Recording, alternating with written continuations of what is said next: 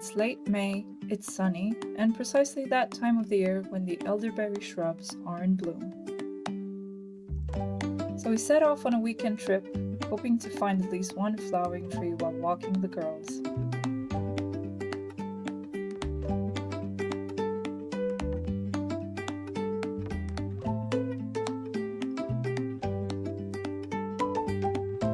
The elderberry trees are quite common, usually growing among the hedgerows, alongside dirt roads and fences.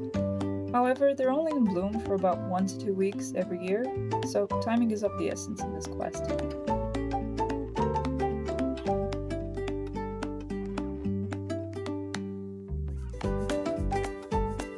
Spotted two. Let's see if we're in luck today. Although it does seem like this one's a bit on the smaller side. It's a younger tree and doesn't have that many flowers, so we'll spare it and head on to the next one.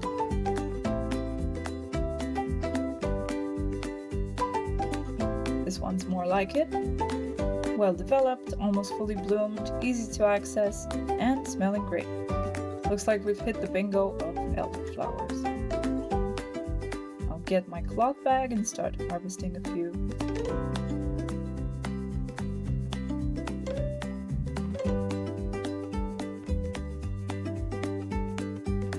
In late spring to early summer, the elder trees are usually blooming these cream white flowers that are essentially clusters of hundreds of tiny blossoms.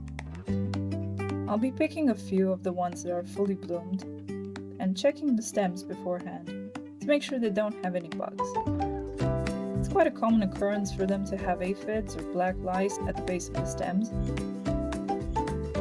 The flower's fragrance is subtle, but easy to recognize as sweet and fruity, especially if you come across them on a warm, sunny day. Tiny spider, can you spot him? It's the perfect harvest moment. Just look at all that pollen falling off.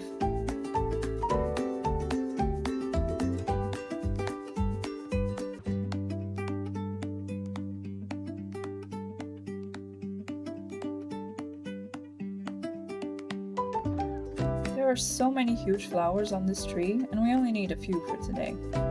So I hope we can return here in September and pick some berries. I've never tried elderberries, and I'd very much like to, but probably in the form of jam, because they are mildly toxic if consumed raw. But more on that in another video.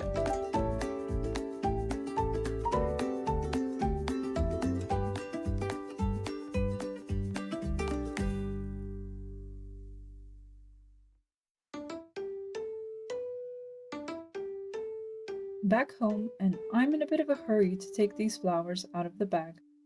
They've been there for a few hours now and aren't looking that fresh anymore. I'll give them a quick rinse in cold water. A gentle shower for each flower is enough, as I don't want to remove too much of the pollen. That's what will give the beverage its distinct elderflower flavor. And as you can see in the sink, they're also quite fragile. Gotta fix that leaky faucet. Onto the prepping of the magical beverage. You'll need some lemons, maybe even a lime, a bunch of elderflowers. The more you use, the stronger the taste transfer. Get some sugar. I guess honey also works, but we haven't had much luck with that concoction yet. It didn't turn out as we had hoped. For demonstration purposes, I'm using the largest jar I've got, but this beverage calls for a hefty 5-liter one. Not much will fit into this one, but I'll most likely prepare the rest of the flowers in a stew pot. Pour in the sugar. Classic recipes called for about 2 large flowers for each liter of water. But I can't contain myself, so it doesn't hurt to use more.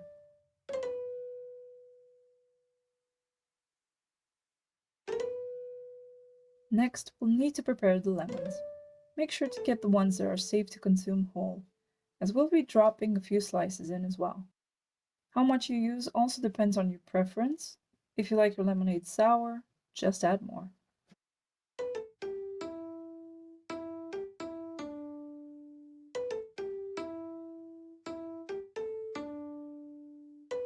I'm juicing the lemons directly in the jar, over the sugar and elderflowers, and laying the lemon slices on top.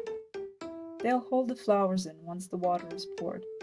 Keeping the flowers submerged not only results in a better tasting juice, but prevents molding, which sometimes happens on the surface if the flowers are not fully covered.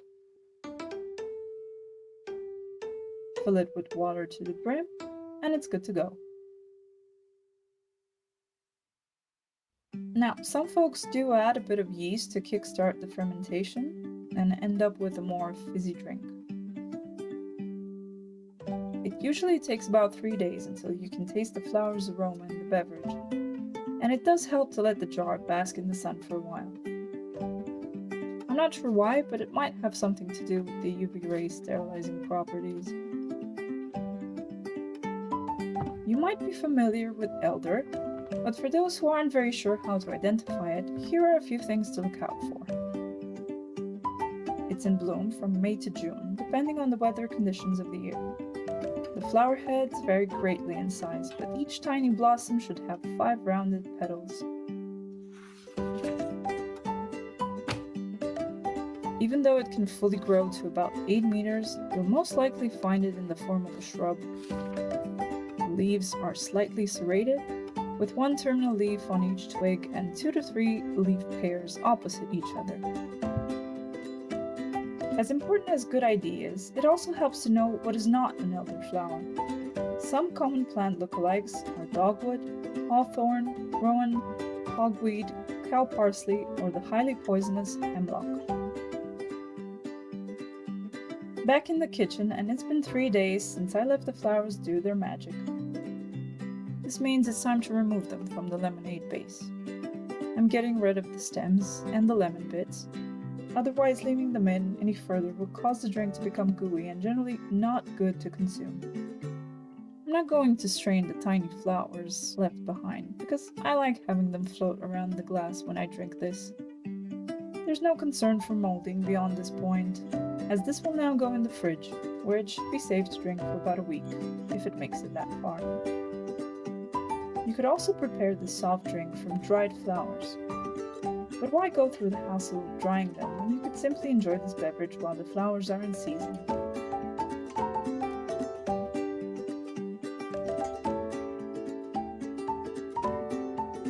Perfect!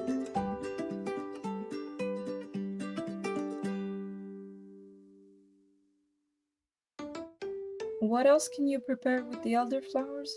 Well, I did a quick check to see what the internet had to say about this and realized that I've already tried most of the suggestions.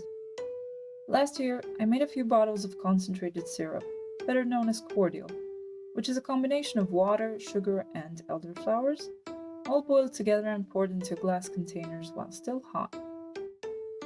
This syrup can be mixed with still or sparkling water to create a similar drink to what we've made today.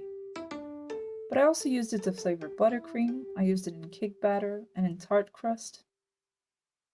And I found it to be a great ingredient for flavoring all these non-liquid sweets.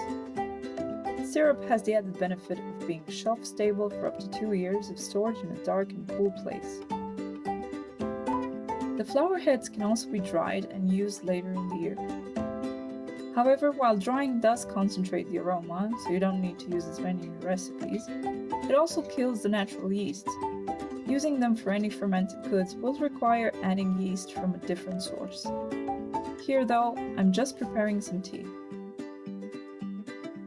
I also don't find the smell of air drying elderflowers to be too pleasant, but it only takes about 3 days for them to wither, so that's a compromise I'm willing to make. Once dried, it's good to store them in a cloth or paper bags, or even cardboard boxes. It helps keep the moisture under control and the flowers safe from molding. But as mentioned before, I do want to try to make some elderberry jam. That's if any of the flowers on those trees survive and are pollinated and turn into berries. And if we manage to get our hands on them in a few months' time, I'll make a video on that as well.